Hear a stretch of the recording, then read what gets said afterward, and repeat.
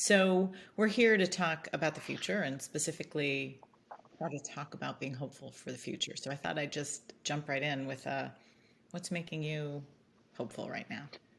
Well, there's an immediate hopefulness about kind of the amazing resurgence of New York and the feeling that we've been through this pandemic in which it felt like there was going to be no end. And I'm just optimistic to see how vital it is for people to be with each other, how the act of being with each other and kind of celebrating together and surviving together is brought renewed energy that I can see every day. How about you? What are you optimistic and hopeful about at the moment? Um, I have to say, as we sort of go in the tunnel of getting ready to open on this exhibition, it's kind of this exhibition. Not to plug it prematurely, but when we were curating it, we set out to uncover, not the answers to the future, but some of the possible answers to the future. And so along the way, I've learned about all these incredible ideas from alternative energy to new ways to think about food production to artificial intelligence that actually reduces bias. And, none of them are guaranteed to happen, but any one of them could fundamentally change our relationship with the planet and with each other for the better. So I guess it's sort of the potentiality of these ideas that I'm getting to interact with every day that make me more hopeful. All right, so I feel like we should probably introduce ourselves or maybe each other. I love introducing you. You are the consummate Renaissance man. You started the Rockwell Group like 30 years, or more than 30 years ago, and you do everything. You do theater and commercial spaces and immersive art tech installations and the Oscars and playgrounds and museums. And you do it all so well with this incredibly humane and creative approach to design. You have Tony Awards and Drama Desk Awards. You have design awards up the wazoo. You have a James Beard Award, for God's sake. You've published several books, including most recently Drama, which is fantastic. You're an architect and a designer and an author, a passionate advocate for New York City, a public servant, and a pretty damn good piano player. So I'm excited to have this conversation with you. I could go on, but that would take our whole 30 minutes. Well, I'm honored and humbled, particularly coming from you. As we got to know each other, every time we got together, I found another layer of what you had done, and it's occurred to me that you're one of those people who is driven to explore so many things in such a profound way. And um, in terms of your documentary film hat, which people watching this should understand just what a substantial contribution you made in the world of documentary films. Um, I feel like an exhibit is a kind of documentary film.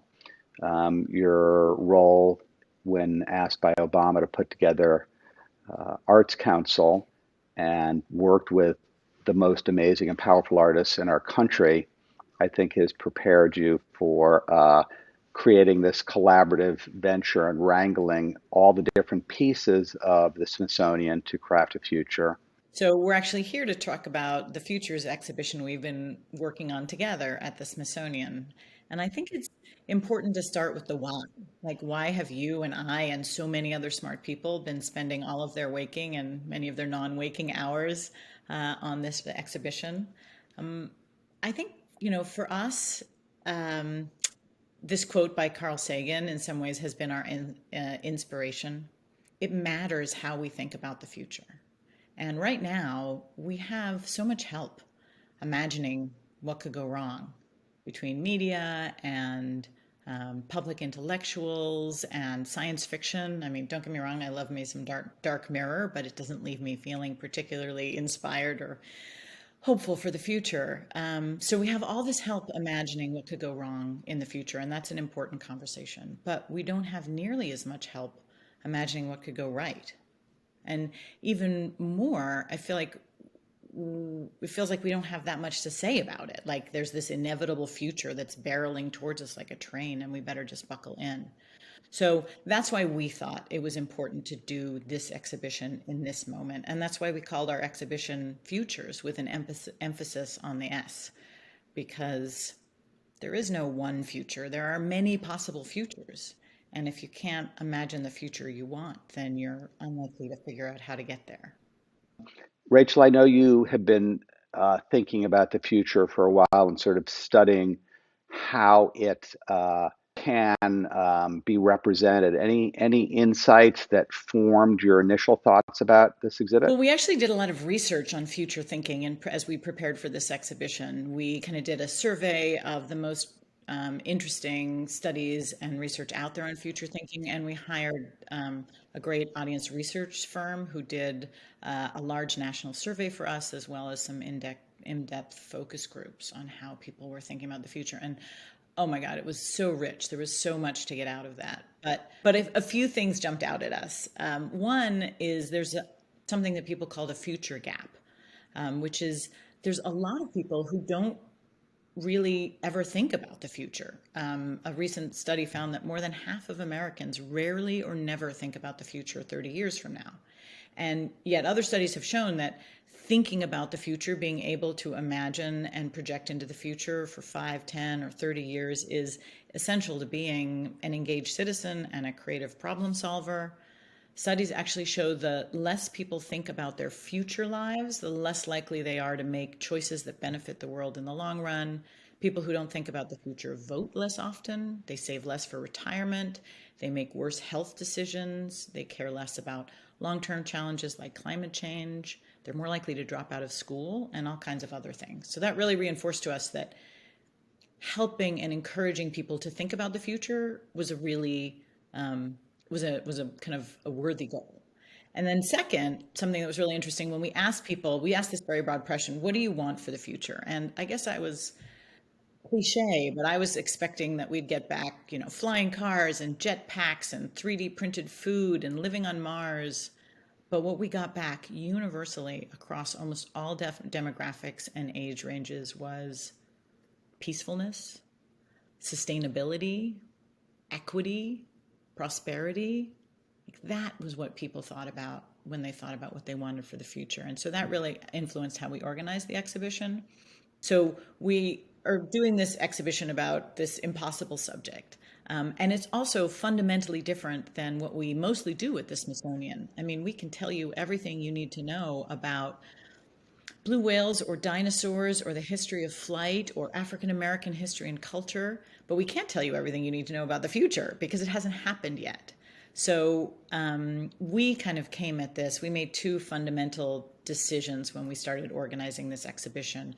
And one is instead of taking the usual approach to future exhibitions about the future, which is topical, so future of work, future of food, future of fashion, we decided to guided really by the research that we did, we decided to organize this exhibition around values instead of topics.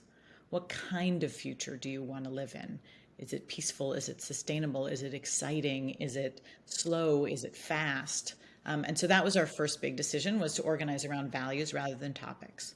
And the second was, as I said, to be curious rather than authoritative, because we can't be authoritative on this subject. So it was a kind of inverse, usually museums take a big pool of content and then figure out what do we need, what do you as the visitor need to know from this.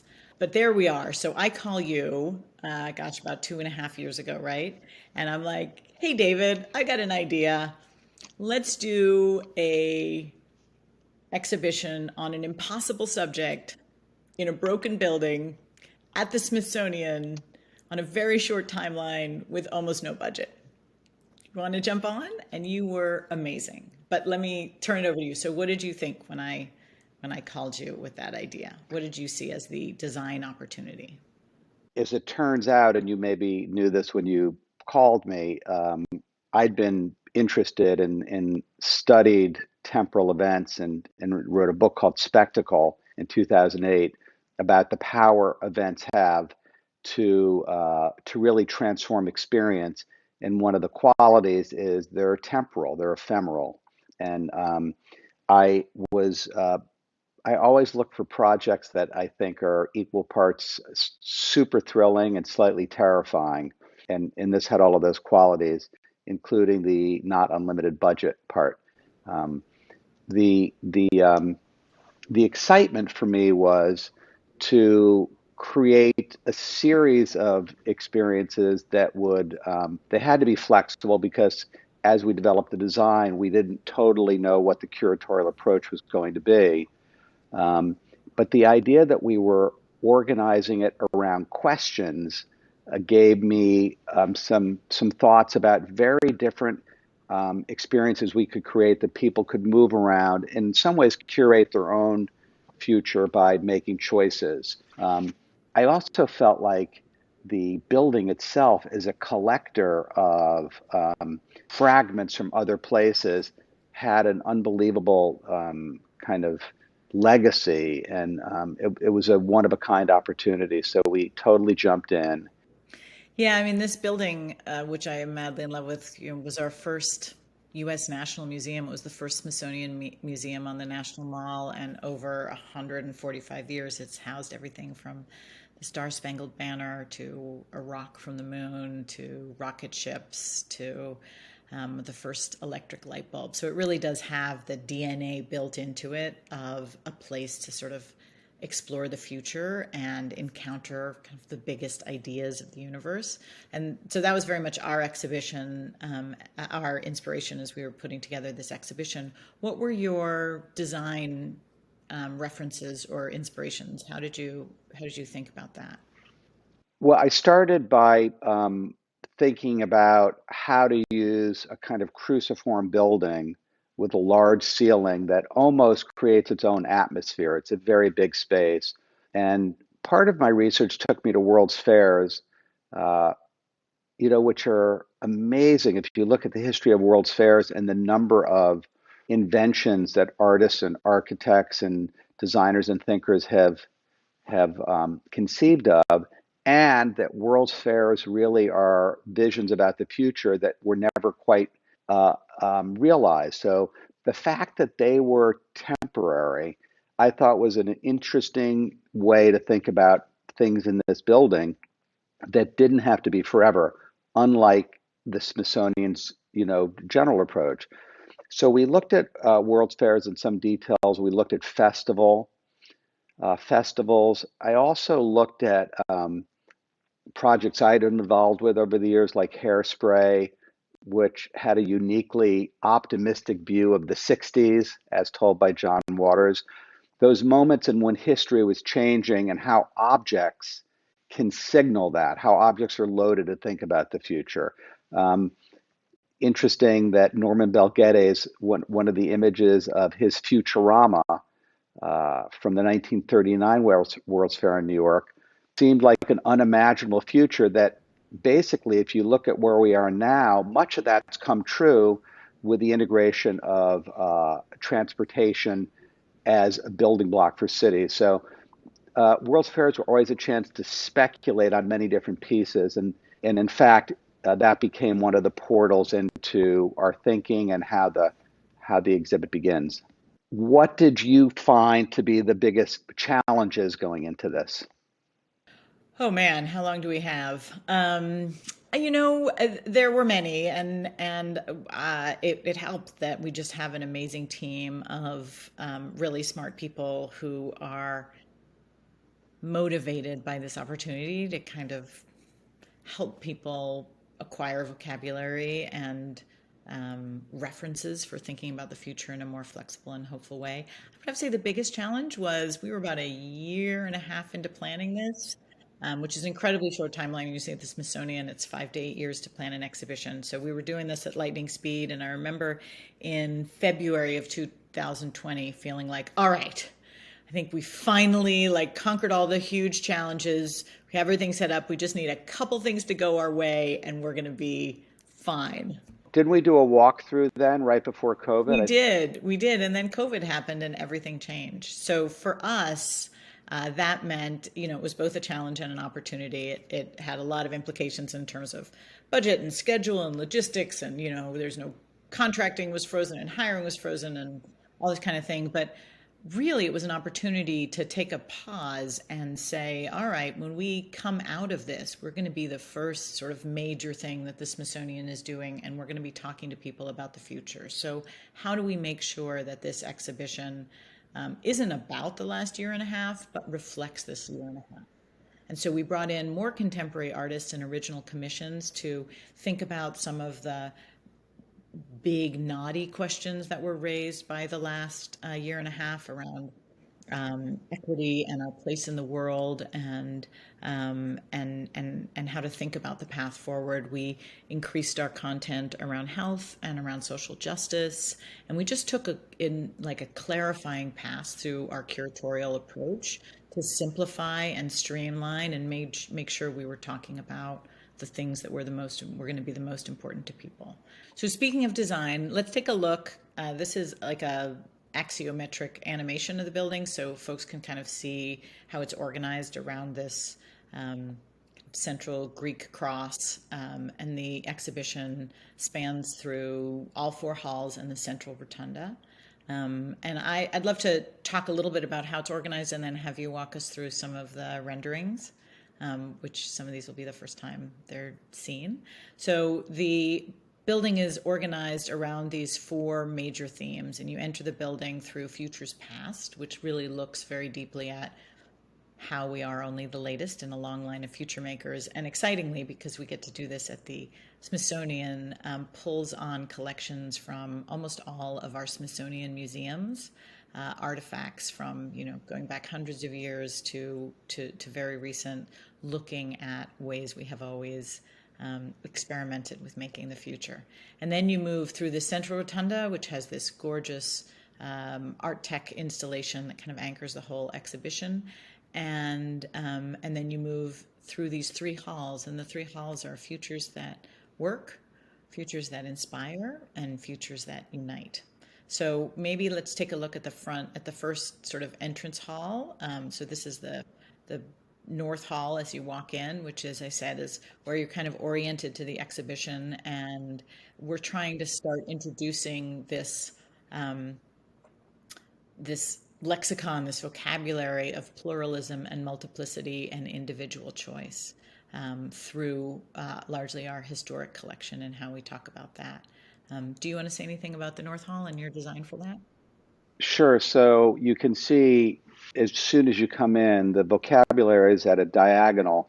So you're never moving really parallel to the walls. You're invited to move in these key directions that funnel you through different experiences. And you see the large sign of the futures, which announces that this is not going to be schematic or didactic, but it's going to be a chance to find your own future through numbers of things. And then as you move through to the rotunda, you pass through some installations that look in detail at some of the past World's Fairs and kind of give you a context of other places that have collected elements of different views of the future. I love in your design for this, the S is slightly at an angle, and a different color. And actually, to walk through this part to get into the rest of the exhibition, you have to kind of walk through the S. So you're literally moving through the multiplicity of futures in order to get to the rest of the exhibition. The other thing that the budget and COVID and a sort of curatorial approach moved us in the direction of, what we actually put in there is quite minimal, so it loads a lot of meaning onto the things that are on there.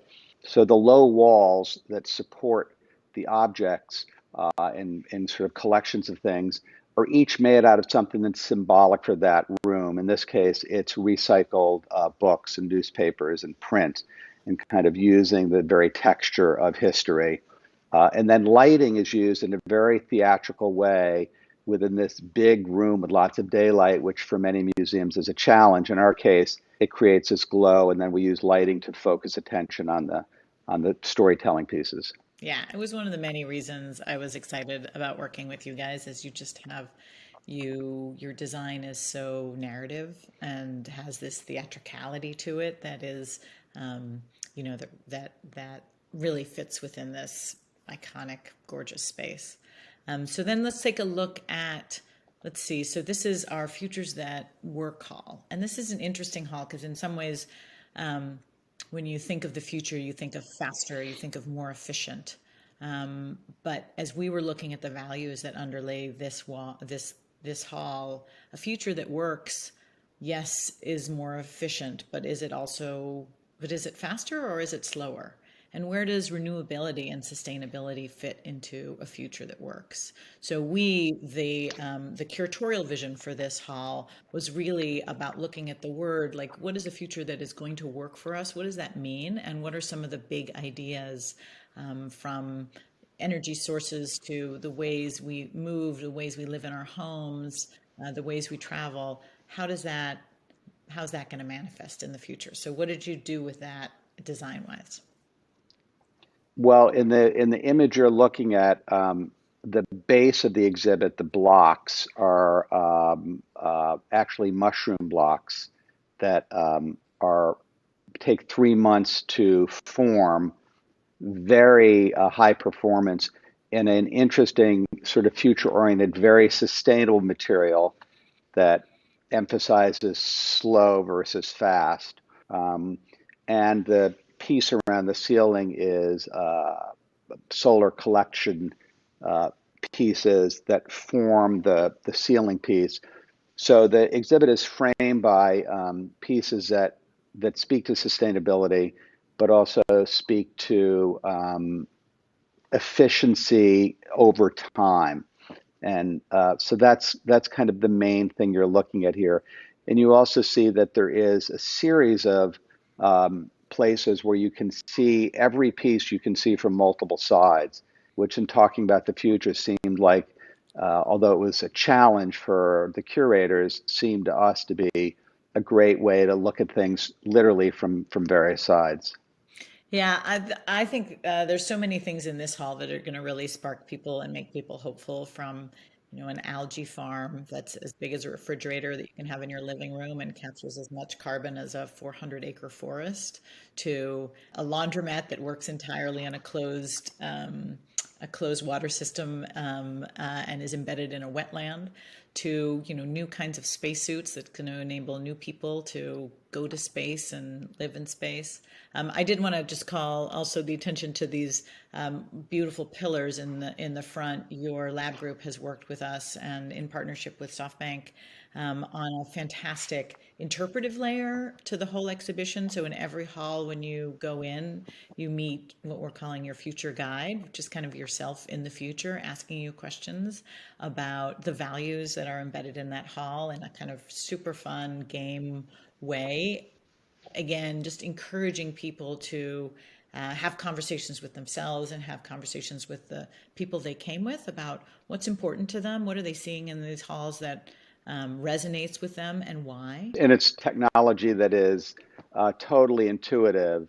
And in terms of technology that works, it doesn't separate you from the content. It actually connects you in a very natural way to deeper dive into the content. Yeah. So let's go to and that's actually a really great segue. One of the things in our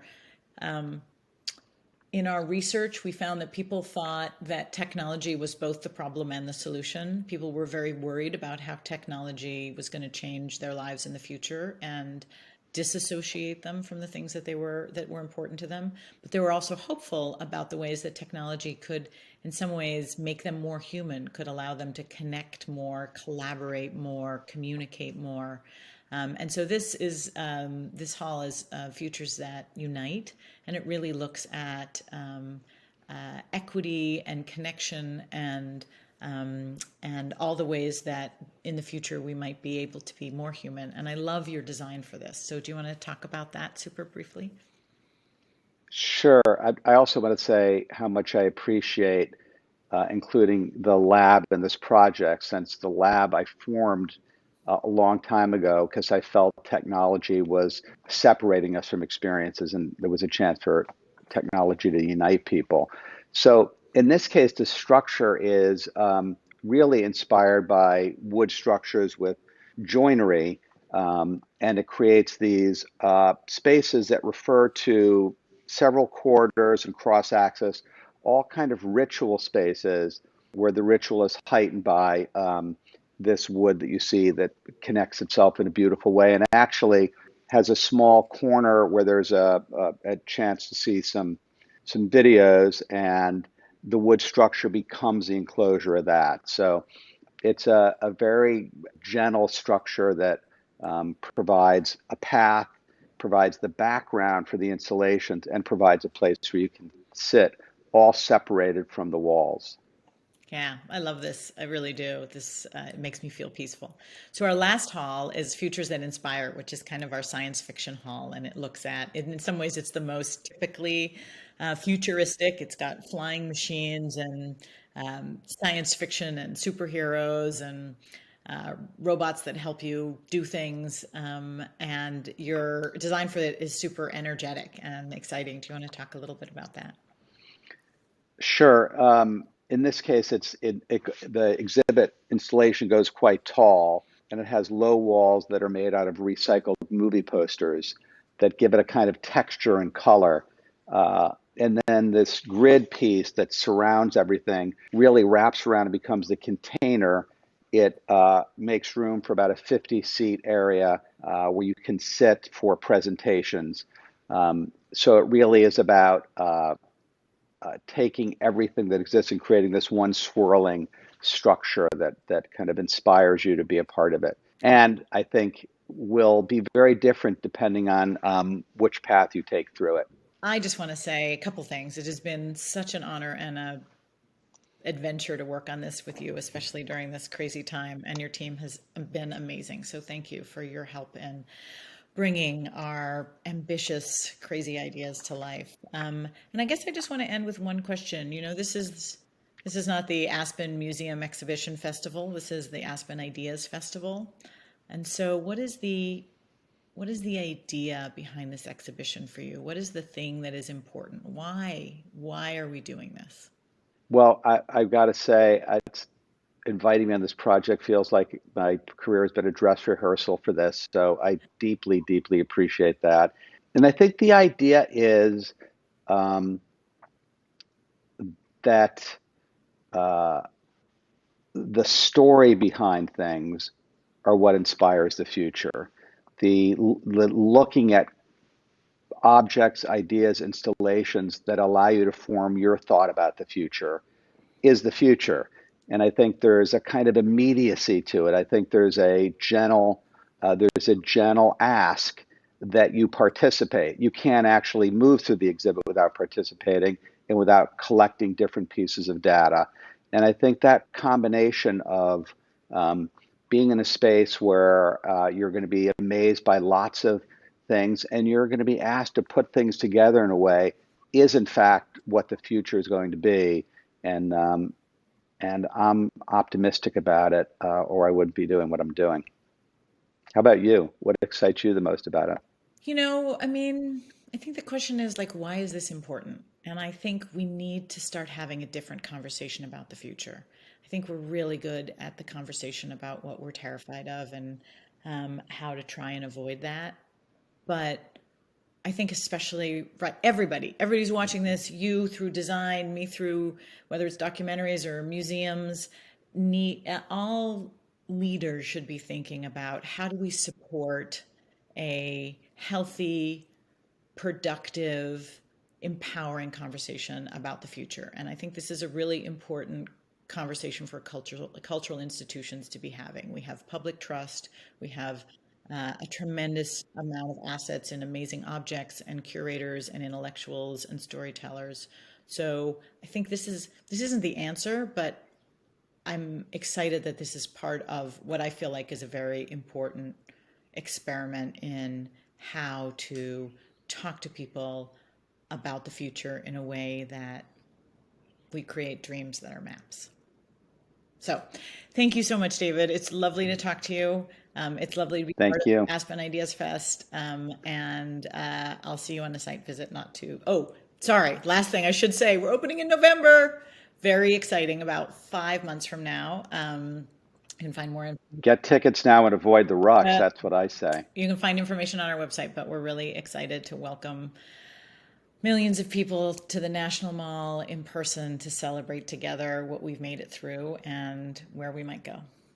So have a great day, David. Thank you. Thank you. Bye.